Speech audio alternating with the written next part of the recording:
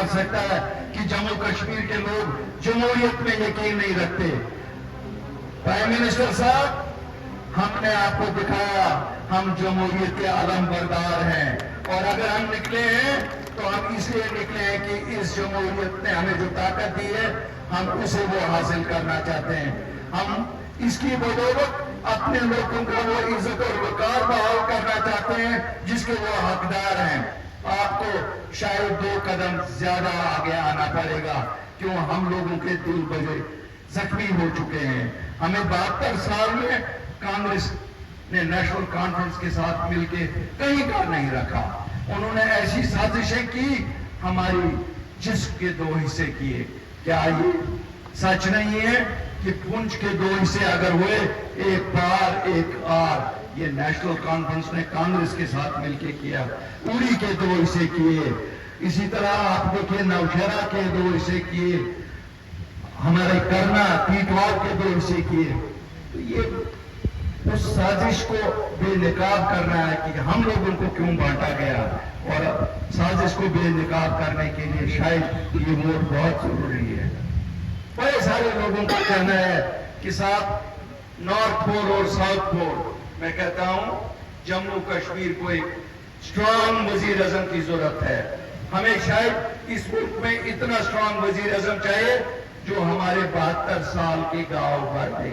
ہمارے گاؤں اتنے کہہ رہے ہیں کہ اگر ہم رونے پہ آئے شاید روتے ہی رہیں گے، آنسوں سے ایک سیلاب بھر پائے گا. لیکن ہمیں یقین ہے کہ جو ہمارے ساتھ 72 سال زیادتیاں ہوئی ہیں، نریندر مودی جی اور امت شاہ شاید اس کا ازالہ ضرور کریں گے. ہمارے نوجوان انتظار کر رہے ہیں کہ ان کی پکڑ دکڑ کم بند ہو جائے گی. ہماری بیٹیاں انتظار کر رہی ہیں کہ وہ گریجویٹ پوسٹ گریجویٹ ہے، ان کو حق والے کو حق کیسے ملے گا. ہم اس دن کا انتظار کر رہے ہیں جس دن نوکریاں یہاں بکیں گی نہیں. ہم اس دن کا انتظار کر رہے ہیں جس دن ہماری بیسک جمہوریت واپس ہو. ہم اپنے لوگوں کو الیکٹ کریں اور ان کی سرکار یہاں بنے تاکہ وہ لوگوں کی خدمت کرے. وزیر اعظم صاحب، بیوروکریٹ کتنا ہی اچھا ہو، بیوروکریٹ ہے، اور اس کا نظریہ قانون کے دائرے میں اتنا ہی ہوتا ہے جتنا وہ دیکھتا ہے اس کی کرسی کب تک سیف ہے. یہ آپ کو معلوم ہے، آپ عوامی نمائندے ہیں. لوگوں کے لیے کام اس دائرے سے باہر نکل کے کرنا پڑتا ہے. اگر اس دائرے میں الیکٹڈ ریپرزینٹیٹیوز بھی رہیں تو ہم لوگوں کی کیا خدمت کر سکتے ہیں.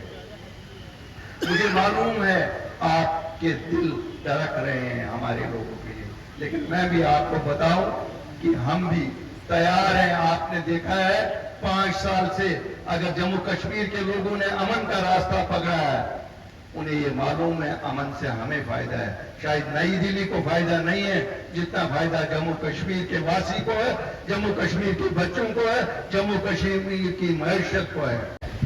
ان کو بیکار کہا جاتا ہے جب ان کو کرسی سے نکالتے ہیں.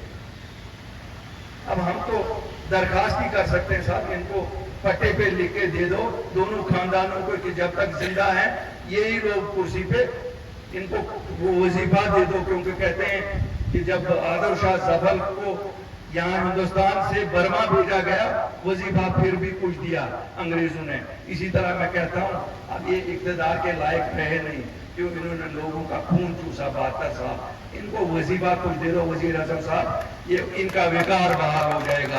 ان کا وقار خالی اسی سے بحال ہو جائے گا. باقی جھنڈا تو یہ کوئی نہ کوئی لگائیں گے. ایک تو وہ تو کہتی تھی جھنڈا کوئی نہیں اٹھائے گا. مجھے لگتا ہے اس کی پوری عمر گزر جائے گی. جھنڈے اتنے ہیں کہ گنتی نہیں کر پائے گی. اتنے ملک کے جھنڈے ہر جگہ لہرائے ہیں اور لہرائیں گے. یہ ہمارا ملک ہے، ہم اس کے وفادار لوگ ہیں. اور کسی کو اگر شک ہے وہ ہم سے قربانی سیکھیے. ہم لوگ سینے پہ گولی لیتے ہیں جو باہر سے آتی ہے، ہمارے لوگ شہید ہو جاتے ہیں، ہمارے لوگ قربانی دیتے ہیں.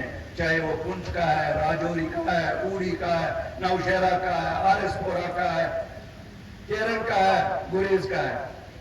ہمیں کیا بتائے گا کوئی کہ قربانی کسے کہتے ہیں. مجھے کوئی بمبئی میں بیٹھ کے یہ نہیں کہہ سکتا ہے. مجھے بڑی خوشی ہے کہ شیو سینا ان کی مدد کر رہی ہے.